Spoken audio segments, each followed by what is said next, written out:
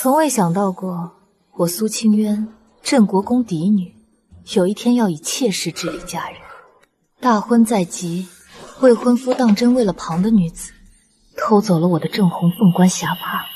阿元，昨日的嫁衣最是衬你，不愧是镇国公嫡女，这份气度，京城无人能及。长宁侯世子真是好福气。小姐，昨日世子爷拿走的嫁衣，说是加了几针绣工，如今已经送回来了。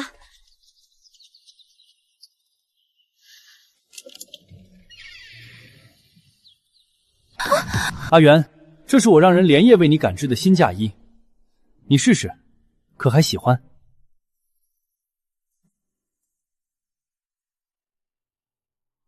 这是我的嫁衣，粉红色的嫁衣。长宁侯世子夫人穿粉红嫁衣入府，你们长宁侯府的规矩可真是特别。你昨日叫人拿走我的凤冠霞帔，换来此物是为何？阿元，你听我解释，你那日试穿嫁衣时，嫂嫂看见了，她回去哭了一整晚。她哭？兄长已逝，她是皇后亲封的杰妇，如今回想起当年出嫁的场景，触景生情。你也知嫂嫂守节不易，何必非要穿大红的嫁衣去刺她的心？她不容易，所以我就要穿粉色。不管你穿什么，我一样认你是正室。粉红也是红，你何必如此执着于颜色？你是镇国公嫡女，当有容人之量，忍一忍，让让她，好吗？世子，嫡庶有别，粉红嫁衣那是纳妾，哪有正室过门穿粉色的？这不是羞辱人吗？就是，温书瑶见不得红色。上次宫宴她穿的16裙不就是大红的吗？怎么只准她穿，不准阿元穿？萧世子，请把这箱东西拿回去吧。这粉红色的嫁衣，请恕阿元不能穿。苏清源，我不是有意羞辱你，嫂嫂真的很伤心，你何苦要在别人的伤口上撒盐？你难道就这点雅量都没有吗？雅量？既然萧世子觉得粉红也是红，那这世子之位，萧家谁当不是当？灵犀，送客。我说了，你穿粉红，我也是娶你为世子夫人，你何必如此斤斤计较？长宁侯府大夫人来访。你怎么能这么做？若是因为我坏了你和妹妹的亲事，你让我如何和公公婆婆交代？你眼睛都哭肿了，来这里做什么？快歇着。妹妹，你千万别怪渊郎，他不过是心疼我这个嫂子罢了。你看在嫂嫂的面子上，原谅他这一次，好吗？渊郎，我倒不知长宁侯府的规矩是怎样的。杰父嫂嫂竟然管亲小叔子叫渊郎，这若是传出去，别人还以为你们之间有什么见不得人的勾当。毕竟小叔子为了心疼寡嫂，不惜让未过门的正室穿粉红嫁衣入府，这种事我苏清烟活了这么大，还是头一回听。温书瑶平日里不是声称守节，从不与外男说话吗？就是，叫萧景文叫的比未婚妻都亲热。苏清源，这便是你的手段吗？为了表示不满，竟然让他们在这里羞辱舒瑶。望他还怕你委屈，带病专门来劝我。你呢？你却叫人在此羞辱他。温小姐，我可有为难你？不是你与萧景渊在为难我吗？拿走我的凤冠霞帔，偷梁换柱换一套粉红色的嫁衣。萧景渊，你一人上门不算，还要带他一起来扮可怜，难不成谁死了夫君，谁就天下无敌，可以为所欲为了？够了！苏清源，你是堂堂镇国公嫡女，嫂嫂是皇后亲封的杰妇，难道就不能让你让一步吗？舒瑶比你先嫁入侯府，侯府以她为尊，就算你以后是世子夫人也是如此。以她为尊？萧世子，你是要我进门便低人一等？我心意已决，3天后迎亲，你只能穿这套粉红的凤冠霞帔入门。妻以夫为天，女训一书，你身为苏家嫡女，也该好好学一学。若你如此小肚鸡肠，以后进了门，是不是也要这般为难他？弟妹，渊郎都是体恤我这个嫂嫂，委屈你了。不过，只要能嫁给心上人，是不是大红嫁衣，又有何妨呢？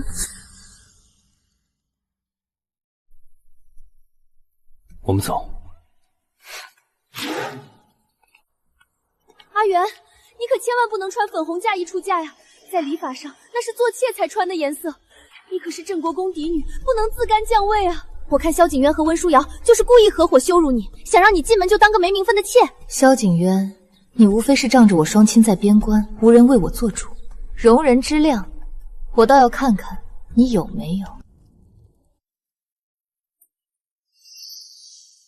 去查那件事，务必办妥。是。小姐，林夕，备好马车，我要进宫面见皇后。一木，这桩婚事，阿元想换个活法。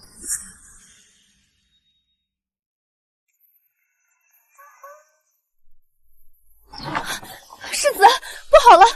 大夫人受了凉，如今浑身滚烫，嘴里一直喊胡话。您快过去看一下吧。什么？元朗，舒瑶，舒瑶，你醒醒！快去叫大夫！快去！世子，吉时马上就要到了，满京城的人都看着呢，你应该出门迎亲了。没看到大夫人病成这样了吗？是成亲重要还是性命重要？可是苏家小姐那边，这门亲事是御赐的，苏清源怎么样都得嫁进来。去三少爷院子，萧景琛昨日刚班师回朝，让他替我迎亲。舒瑶别怕，我不走，我守着你。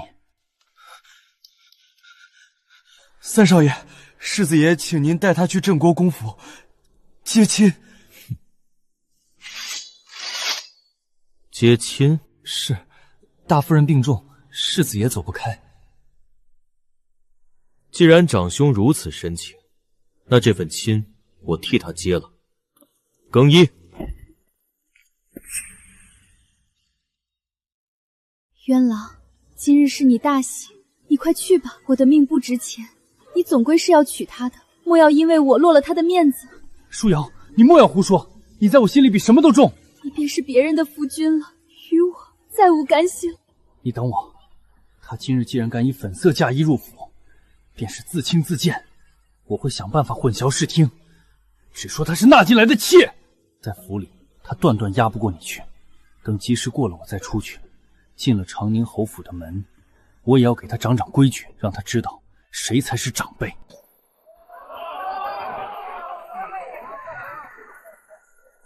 劳诸位久等了，本世子方才有些启程，送新人入洞房。定北将军大喜啊！小将军刚班师回朝便抱得美人归，真是好事成双。慢着，谁准你们入洞房的？苏清源，你怎么敢和别的男人拜堂？我昨日送去的粉色喜服呢？怎么变成了正红色？我说过，你要嫁进我长宁侯府，只能穿我送去的粉红嫁衣。你不从夫命，怎么配嫁进我们萧家？兄长，今日是弟弟娶妻，弟妹穿什么嫁衣，你来管，不合适吧？你疯了！今日明明是我娶亲，和你有何关系？人是我去迎的，天地是我与他拜的，为何不关我的事？况且，连皇后的懿旨上写的都是我的名字，兄长莫不是魔怔了？什么皇后的懿旨？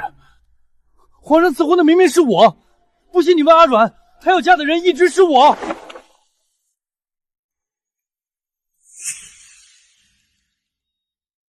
夫君，世子为何要阻拦我们的婚事？萧世子，难不成你平日里照顾你的寡嫂还不够，如今连弟妹也要一并照顾了？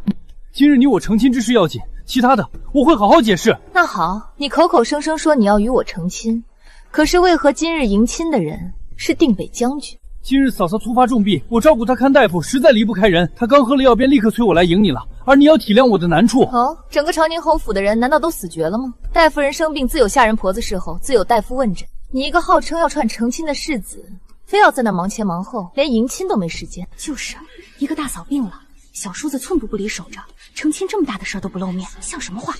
听说他为了这个嫂嫂，几次三番逼苏小姐低头，这两人之间莫不是有什么见不得人的秘密？苏清源，就因为我让你穿粉色嫁衣，你便故意挖坑设计我。你这毒妇，如此斤斤计较，毫无容人之令，如何当得起萧家宗父？我当不当得起，由不得你说了算。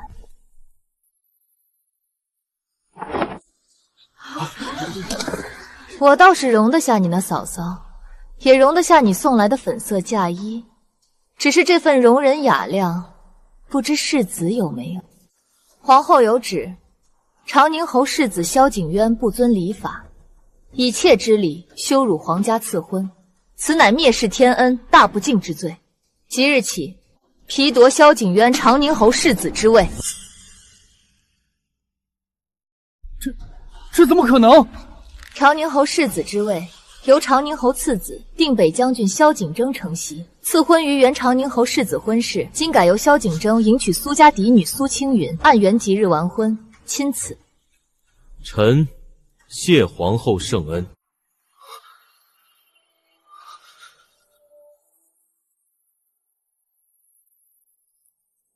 这兄有弟中的容人之量，不知萧大人现在有没有？就因为一套衣服这种小事，皇后就要褫夺我的封号？我不信！我要进宫，我要告御状，定是你这毒妇假传圣旨！萧大人，这旨意是苏小姐连夜进宫求的。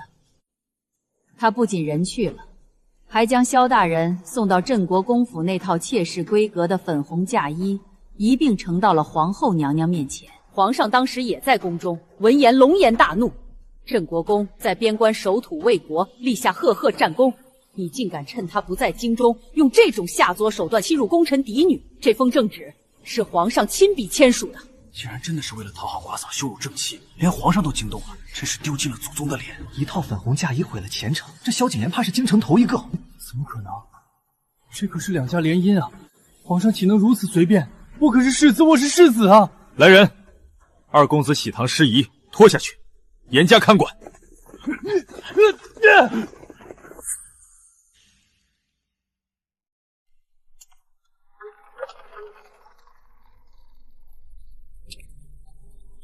苏姑娘可是自愿嫁入我宁国侯府？将军不用担心，我苏清渊已经求来姨母懿旨，绝不是意气用事。既然如此，苏姑娘放心，侯府定会用最高的规格迎娶姑娘，不让姑娘受半点委屈。萧景渊，所谓的联姻与你有何相干？或是你自取其辱。如今婚礼已成，老奴这便回宫向帝后复命。世子，萧大人，你快去看看大夫人吧。大夫人下身见了红，大夫说她可能是要小产了。小产？大夫人温氏可是守节2年的杰妇，苏医经脉从不与外男私迷，怎么可能怀有身孕？走，快去看看！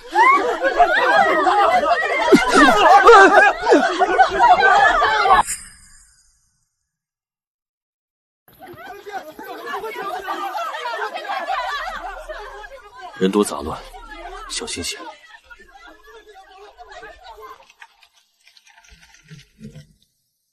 今日之后，你若愿意，我护你一生；你若只为破局，我也敬你自由。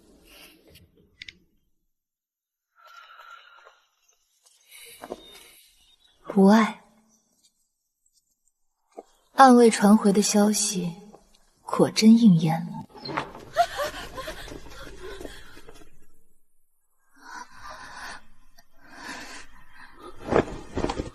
舒瑶，你怎么样？好好的怎么会突然小产？是不是有人暗害你？渊郎，我好疼，我不知道怎么回事，我是清白的，我是杰妇，怎会怀孕？定是大夫诊错了。这大夫可是府上的老熟人了，这种事儿也能诊错？我日瞧他真敬自持，一言一行皆是礼教，竟不想背地里。可若真是怀了，这可是失贞死罪，背后定有天大的蹊跷。都闭嘴！谁再敢污蔑大夫人，我定不轻饶！诸位大人、夫人，老朽行医40余年，断不会诊错。床上这位夫人确实怀有2月有余的身孕，但因忧思过重，动了胎气，已然小产无疑。2月身孕，真是天大的笑话！守节2年的杰妇怀了孽种，这长宁侯府的脸面算是彻底丢尽了。不是的，我没有，我是被冤枉的，我真的是清白的。温书瑶是皇后亲封的杰妇，清心寡欲，守节2年，自然不会怀孕。可你，真的是温书瑶吗？你胡说什么？我不是温书瑶是谁？我是温家嫡女，长宁侯府大夫人，是皇后亲封的杰妇。苏清然，你休要在此妖言惑众！污蔑！真正的温书瑶，左眉尾有一颗米粒大小的朱砂痣，是幼时玩耍摔伤所留，终生不消。他自幼师从书法大家，一手簪花小卡清丽俊秀，京中贵女无人能及。这2样你有吗？我幼时磕碰，痣早就淡了。至于字迹，我这2年久不练习，自然生疏了。淡了，生疏了。萧景渊，你与温书瑶自幼相识，一同长大，她身上的胎记、独有的字迹，你会不清楚？是啊，世子与大夫人可是青梅竹马，这种事怎么会认错？看萧世子的反应，这其中定有猫腻。早在萧景渊送来粉色嫁衣那日，我便察觉事有蹊跷。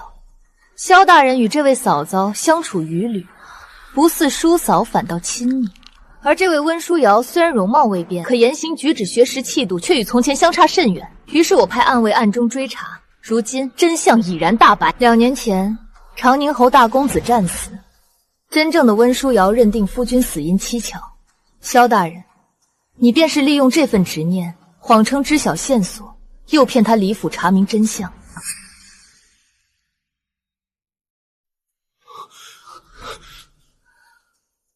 随行之人，便是这位温家庶女，温淑妹。离府那日，行至半路驿站，下人端来2碗牛乳羹。她明知嫡姐对花生粉严重过敏，却未曾告知下人。温书瑶错时后五官肿胀，人事不省，你们便顺水推舟，对外宣称庶女温淑慧遇匪毁容，送往江南祖宅清修。实际上，被关进祖宅的是被调包的嫡女。而你温淑妹顶着一张消肿后7分相似的脸，心安理得地穿上嫡姐的衣裳，回到这侯府，做起了人人冲论的劫妇。难怪这位温大夫人气质与传闻截然不同，原来根本不是同一个人。萧景元和这温淑妹简直丧心病狂，顶替嫡女，冒充劫妇，简直无法无天。你信口雌黄，你有何证据？证据？这便是江南祖宅送来的证据。萧大人，你靠着善待劫妇寡嫂的名声笼络人心，顺利坐上世子之位，而你与温淑妹也能借着这层伪装暗中相守。若非皇上赐婚，你们的计划本该天衣无缝。因为我是镇国公嫡女，一旦入府执掌中部，你们精心维系的谎言迟早会被我戳穿。所以你们用粉色嫁衣羞辱于我。二来，即便我嫁进来，也会因这身皮面沦为笑柄，任由你们拿捏。可怜你们机关算尽，却算错了我的性子，更算错了皇家的威严，竟以为一套粉色嫁衣便能将我踩在脚下。是他，都是萧景元逼我的，我只是喜欢他，我只想摆脱庶女的身份，我没想害死姐姐。住口！你这疯妇胡说八道什么？我胡说，事到如今你还想瞒下去吗？温尚书，温夫人到。这到底是怎么回事？舒瑶，你为何哭成这样？温大人、温夫人，你们来得正好。今日之事关乎贵府嫡女温书瑶的生死，请二位辨认一件东西。这是真正的温书瑶亲手写的诉状。这2年，她一直被萧大人囚禁在江南祖宅，受尽折磨，由萧家的死士严密看守。她郁郁寡欢，身体极度孱弱，暂时经不起长途跋涉，未能随暗卫回京。但这封信详述了2年前被调包、被囚禁的全部经过。温书瑶自幼师从大家，一手簪花小楷，独步京城。温大人，请看。是，这绝对是瑶儿的字迹，笔锋神贯，独一无二。萧景渊，你竟然……是瑶儿，是我的瑶儿啊！温夫人，请看，这枚平安扣可是令爱急逼时您亲手打造，让她贴身佩戴之物。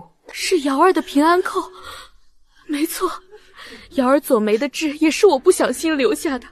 我的瑶儿，这2年她受了多少苦啊！好一对狼心狗肺的东西，竟敢残害嫡女，瞒天过海！我定要上奏朝廷，将你们2人碎尸万段！荒唐，简直是千古奇闻！萧家竟出了这等逆子，玷污门楣，罪该万死！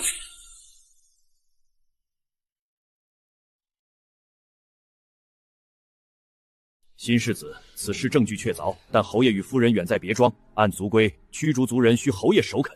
依老夫看，暂且将萧景渊严加关押，等侯爷归来再做处置，如何？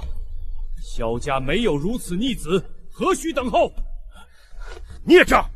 我萧家世代忠良，怎会生出你这样狼心狗肺、大逆不道的东西？你不仅毁了你自己，还丢尽了萧家的脸面。你叫我死后如何有颜面去见列祖列宗？侯爷，按族规，无需多言。萧景渊所作所为，天怒人怨，不配再为萧家人，即刻将他划出族谱，逐出萧家。至于私求重臣嫡女，冒充劫富，欺瞒圣听，已是触犯国法，即刻将萧景渊、温淑妹二人交由大理寺秉公处置。是。不，我不服！凭什么？凭什么从小到大你们眼里只有大哥？世子之位是他的，温家嫡位也是他的，我也是你们的儿子，可我永远只是他身后可有可无的影子。大哥命好，占尽先机，可他短命，他死了。我苦心经营2年，善待寡嫂，笼络人心，好不容易才坐上世子位，眼看就要成了，结果都怪你，苏清源，都是你坏了我的好事。若不是你不肯穿那件粉色嫁衣，若不是你进宫告状，我的计划绝不会毁。苏清源，你毁了我的一辈子，我做鬼也不会放过你。还有你，萧景征，你不过是个只会打仗的莽夫，凭什么压我一头？你给我等着，我就算死也绝不会放过你。还有你们，偏心的父母，今日你们弃我如敝奁，他日我若有机会，定要让萧家付出代价。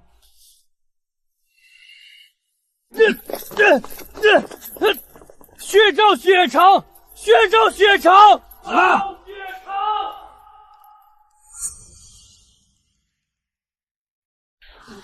多谢新世子夫人，多谢你为我瑶儿做主。若不是你，我们还被蒙在鼓里。可怜我的瑶儿，受了2年的苦啊！温夫人不必多礼，善恶终有报，这是他们应得的下场。如今真相大白，我即刻奏请皇上派人前往江南接回温小姐。多谢，我即刻便安排人手，随朝廷官员一同出发。此事交由大理寺处置，务必秉公办理，以正国法。阿征，你执掌侯府，往后需谨言慎行，稳住局面。儿子遵命。像萧景渊这样疯狂记仇的小人，绝不会就此罢休。一场更大的风暴，恐怕才刚刚开始。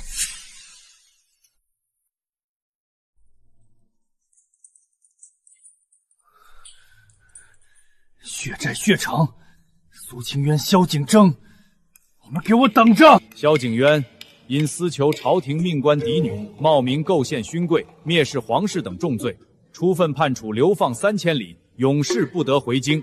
温淑妹同罪论处。流放3000里，远离京城权势，这与杀了我何异？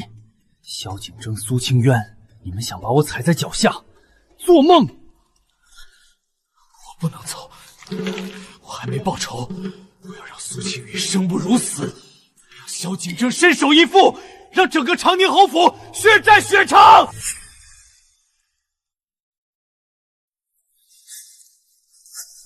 告诉那些旧部，世子还没死，后面便有用到各位的地方。萧世子，你也知道，小的一直都是奉公办事，给你了，保证送到。苏清源，你的名声还有萧景腾的功名，我都会一一毁去，哪怕同归于尽，我也在所不惜。听说了吗？那新镇长宁侯世子定北将军萧敬腾，他的军功全是假的。那可是皇上亲封的定北将军啊！哼，当年边境大捷全是手下将士拼死换来的，他萧敬腾不过是贪功冒领，实则是个躲在帐中的鼠辈。我听到消息，新世子夫人苏清源不是善茬，为了嫁入侯府，不惜设下毒计，陷害旧世子萧景渊，心思如此毒毒，简直是祸国妖女。就是，这2人狼狈为奸，一个贪图军功，一个看重爵位，勾结在一起，欺君罔上，霸占侯府，迟早遭天谴。这已经是朝堂上第5次有人弹劾征儿了，民间也全是流言蜚语，流言实在太过恶毒，不仅诋毁你们的人品，还敢污蔑军功，构陷欺君。这若是传到皇上耳中，可如何是好？母亲莫急，这必是萧景渊那贼在背后捣鬼，他定是不甘心被流放，想借这无中生有的谣言搅乱京城局势，伺机报复。只是他的手段依旧是老套路，毫无长进。阿软，都什么时候了，你怎还这般淡定？那流言可是冲着你们的性命去的呀！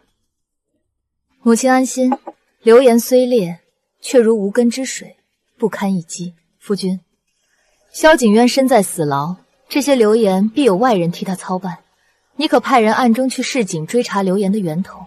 你的意思是顺藤摸瓜？不错，将那些散播流言的无赖和文人一一抓获，只要揪出萧景渊的联络人，拿到他幕后主使的铁证，这流言便不攻自破。好，我这就派亲兵暗中行事，不出3日，必将这群安杂之徒连根拔起。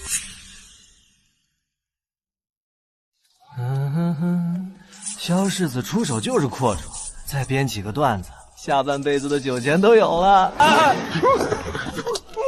老实点，定北将军有请。将军，抓获数10名散播流言的无赖，严刑之下，他们全都招了，是萧景渊旧部给的钱财。这是从他们据点搜出的萧景渊亲笔书信。哼，萧景渊，你这是自寻死路！备马，我要进宫面圣。是。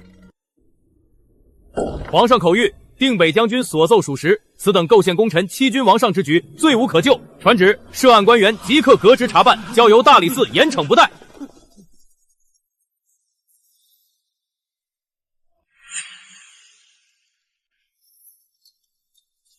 原来都是那废世子萧景渊在背后捣鬼，自己不要脸，还想拉着定北将军和新夫人下水。这种阴毒卑劣的小人，流放3000里都算便宜他了。呸！萧景渊，软的不行，那便来硬的，我绝不会让你们踩着我的骨头风光。萧世子可是有何吩咐？我早年藏匿的全部身家，地契银票全都在这儿，这只是定金，事成之后，我的人会再付你重金。我只要一件事，在流放途中劫杀萧景征与苏清远，拿人钱财，替人消灾，血影出手，不留活口。3天后便是我离京之日，萧景丁、苏清渊，你们就算再能算计，也防不住明枪暗箭。我要你们死无全尸！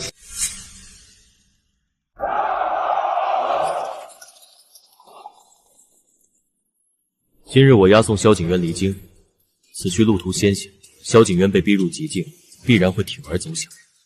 阿芷，你当真要随行送别？萧景渊算准了你会亲自押送以彰显法度，也必定算准了我会有所动作。既然他要唱这出绝路反叛的戏，我不亲自去看看，岂不辜负了他的一番布置？好，一切由我。出发。是。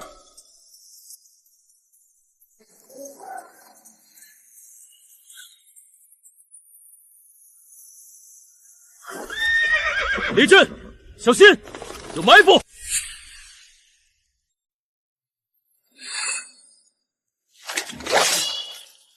杀！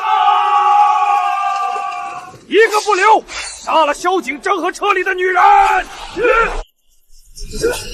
保护将军，保护夫人！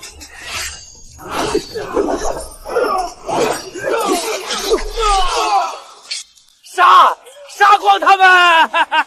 萧景渊，你果然狗急跳墙了，只可惜你算错了我的底牌。小姐有令，全力出击！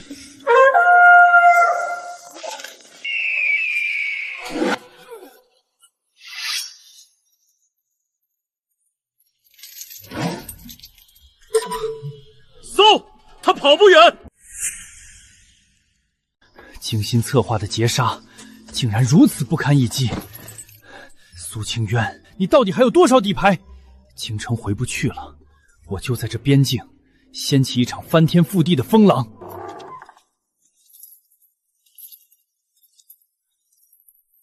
你们终于来了，世子殿下，落魄成这样，还能兑现你许诺的高官厚禄吗？朝廷薄待你们，这口气你们就咽得下吗？世子殿下有何高见？我们兄弟只认钱和地盘。起兵作乱，就在这流放地边境集结兵力，专攻边防薄弱的城镇，以攻城略地为筹码，要挟朝廷。只要你们打出旗号，要求处置萧景征，废除他世子之位，否则便祸乱边境。要挟朝廷，这可是诛九族的大罪。你们本就是流寇和弃将，还有什么可怕的？只要暴乱一起，朝廷必然忌惮。皇上要么妥协废了萧景征，要么派重兵镇压。无论哪种，我们都能在乱局中渔翁得利，东山再起。好，干了！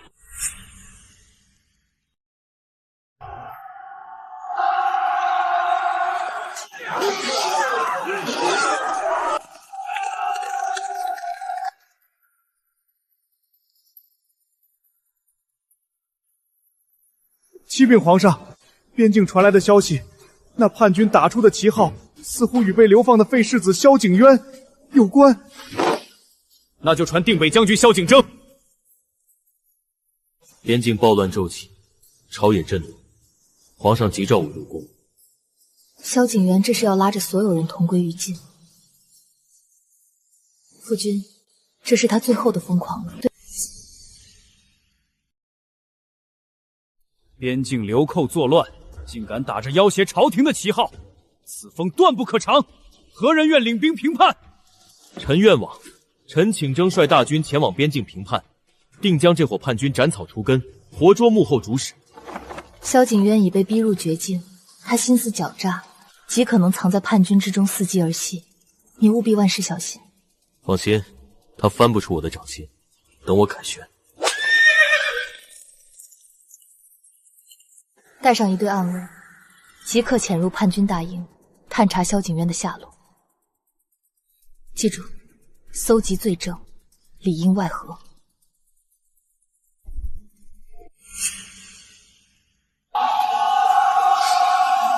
杀！为了朝廷，为了百姓！盯住，不许退！谁敢后退半步，立斩无赦！只要撑过今日，朝廷必会妥协。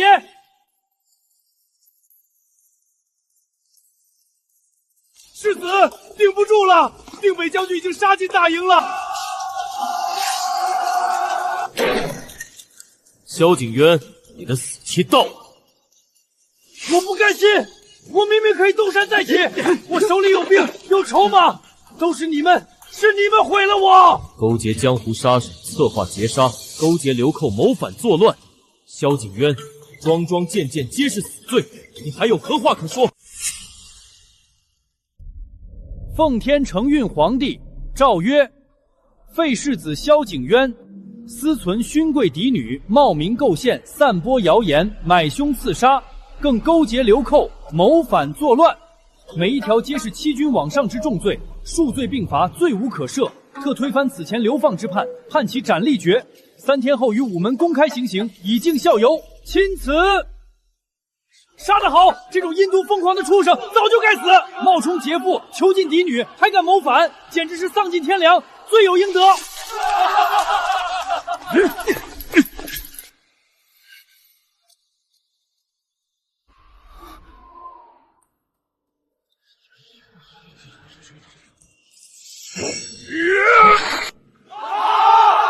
杀得好！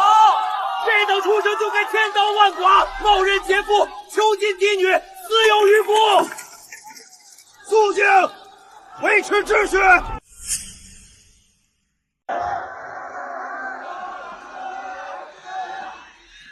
结束了。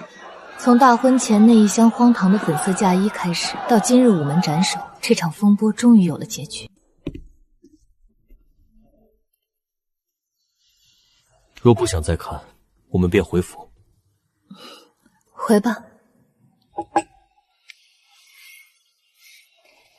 听说了吗？萧景渊那厮被斩了，一手好牌打得稀杂，放着好好的侯府世子不做，非要作死，真是知人知面不知心。从前夸他金重寡嫂，谁知背地里竟做出那样丧尽天良的事。还是镇国公府嫡女厉害，一纸遗旨不仅保了位分，还把侯府藏了2年的污秽全掀了出来。萧景渊罪魁里有名声人言，动辄以嫂嫂不义、容人之量将人推向道德高地。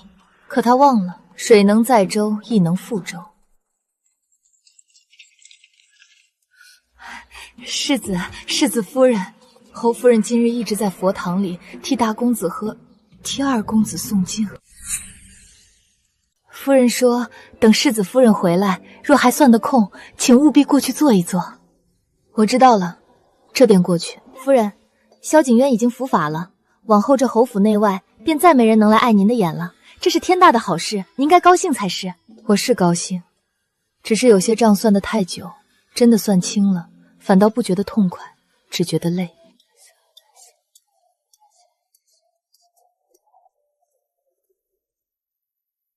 来了，母亲，酒贵伤身，母亲还是该歇一歇。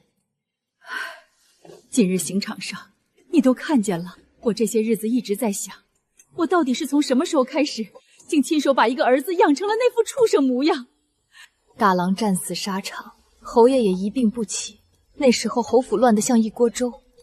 是渊儿，她日日守在我身边，帮我看账理事，一句重话都不让我听，只为了安我的心。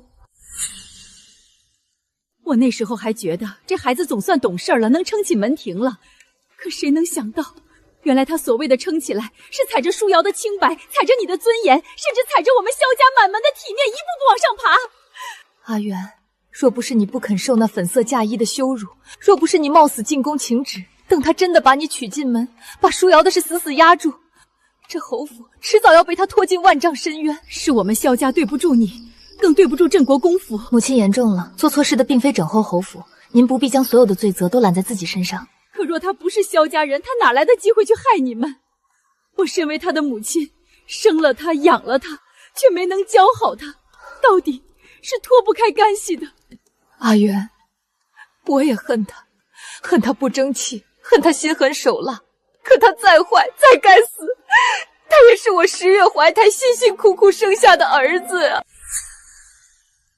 阿元，我知道我不该心软，我也知道他罪有应得，可我这心里还是疼得厉害。母亲会疼，是因为您有血有肉，这是人之常情。您没有因为心疼他就去偏袒他、纵容他，这已经是极难得的了。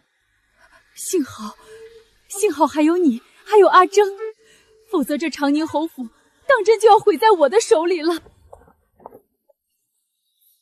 母亲还是难受。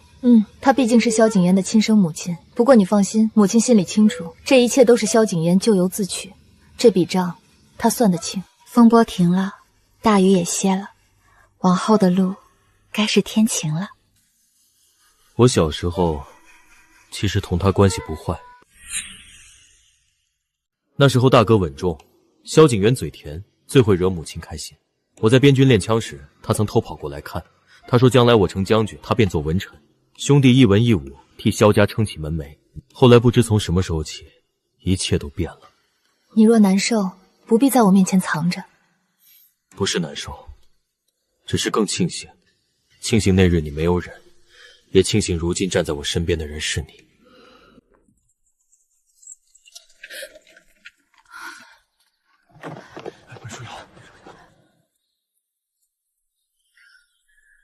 真正的温书瑶终于回来了。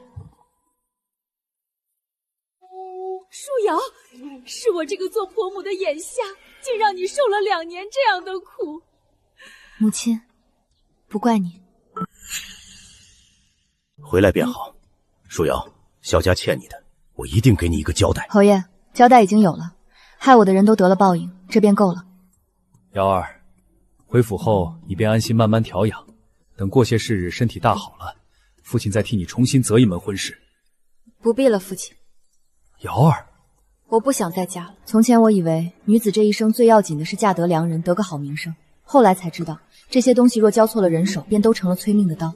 被关在江南那2年，起初我日日都想死，后来病得快撑不住了，我又忽然觉得不甘心，我这一生不该就这样悄无声息地被人偷走。父亲，我想去静云庵住些时日，不是为了守节，也不是为了逃避，只是想清清静静地活一回，把剩下的日子过成自己的。瑶儿，那安堂清苦，你大病初愈，哪里吃得消啊？娘，清苦我不怕，比起人心，青灯古佛反倒更干净。没有歇斯底里的怨恨，也没有索要补偿，他只是平静地把自己从劫难中抽离。温书瑶看似至柔，实则最有骨气。这是我在江南时做的，中间拆开过许多次，不值什么钱，只是一点心意。苏夫人，我该谢你。温姐姐客气了，你遭此无妄之灾，我能替你查出真相，本就是应当的。从前我只觉得你是高门贵女，性子明艳，定是不肯受半分委屈，如今才知道，原来你比我勇敢得多。你在粉色嫁衣那件事上，若肯低头，便没了我今日的生路。若换做旁人，也许会想为了名声忍一忍，先进门再说。可你没有，苏清源，你很好，至少你从一开始就没让任何人把你拖进泥里。很多时候，反抗看似只是替自己争一口气，可直到此时我才明白，我拒绝的未必只是一桩委屈，也可能是一整个深渊。苏清源，你如今什么都有了，你赢了，你满意了是不是？温夫人托我来看看你，来看我的笑话，你毁了我所有的指望，你把我的世子夫人梦全砸碎了。苏清源，你这个贱人！我只是想活得好一点。我也是温家的女儿，凭什么她是嫡女，我就只能跟在她身后做个影子？她有最好的身份、最好的婚事、最好的前程，我却什么没有。我不甘心苏清源，我有什么错？想活得好，当然不是错。可你若想活得好，就该自己去争，而不是毒害嫡姐，偷她的身份，顶她的名字，睡她的屋子，占她的人生。你不是输给嫡庶，你是输给自己的贪。你若真有本事，何至于把一辈子的指望都压在一个萧景渊身上？我不甘心，我不甘心啊！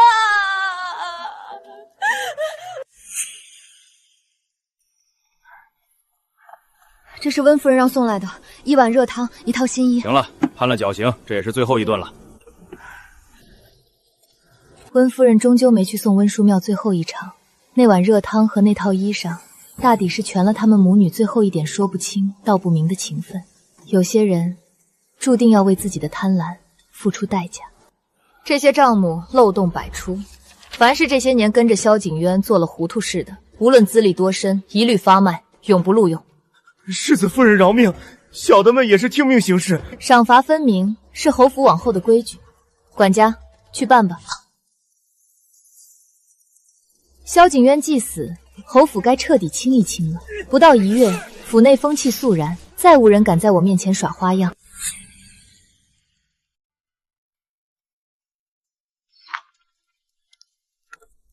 歇了，还有最后一点，马上就好。明日再看。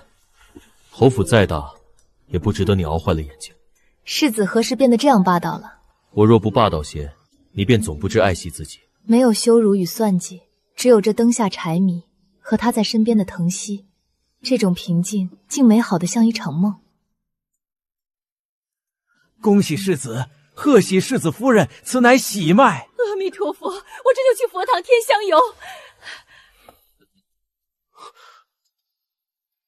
阿远，是真的吗？大夫都说了，还能有假？这是阿软和我的孩子。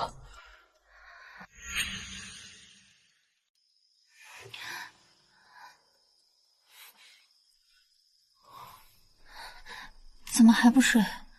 怕你不舒服。有你在，我哪里会不舒服？阿远，多谢你。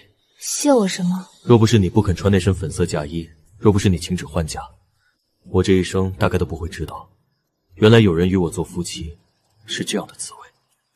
原来不只是我觉得庆幸，原来这些日子他一直都在后怕，怕与我失之交臂，怕他娶的不是我。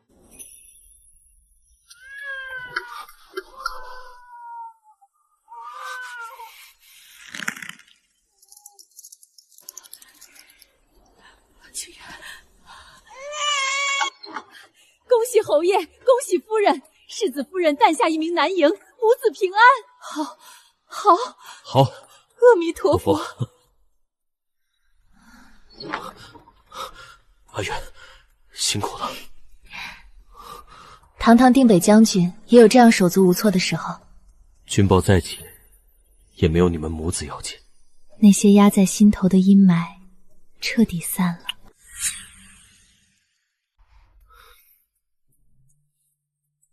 他生得真像你，尤其是这眼睛。边关那边不是说有紧急军报吗？你守在这儿真的不要紧？军报再急，也没有你们母子要紧。阿远，从前我守的是国的江山，往后我守的是你。是我们的家。世子，夫人，小公子该喂奶了。曾经以为这辈子都要陷在侯府那个泥潭里，却没曾想咬牙走错了一步死棋，竟换来了满园春色。各位看官，今日咱们不讲那前朝旧事，单表着京中传颂的一桩奇谈——长宁侯府粉色嫁衣案。快讲讲那镇国公嫡女是如何请旨换嫁的。说起那废世子萧景渊，当真是色令智灰，他竟想用妾室自磨的粉色嫁衣羞辱正妻，来讨好那个假冒劫妇的温氏。可那苏家嫡女何等人物，她一身正红凤冠霞蓬，踩着吉时太进侯府，众人本以为是救人成双，谁料那红盖道一掀，竟是战功赫赫的定北将军萧景征。好，那萧景渊当真是自作自受。听说最后在午门被斩的时候，满城的臭鸡蛋都把他给埋了。这正是机关算尽太聪明，反误了卿卿性命。苏清渊守住了正妻的体面，也嫁得了真正的良人。那长宁侯府如今是新生满门，富贵延绵呢。那些轰轰烈烈的旧事，终究都成了百姓口中的谈资，成了过去。这些话听腻了没？听腻了我们就回家。萧将军，他们在夸你英勇过人，抱得美人归呢。这倒没说错，走吧。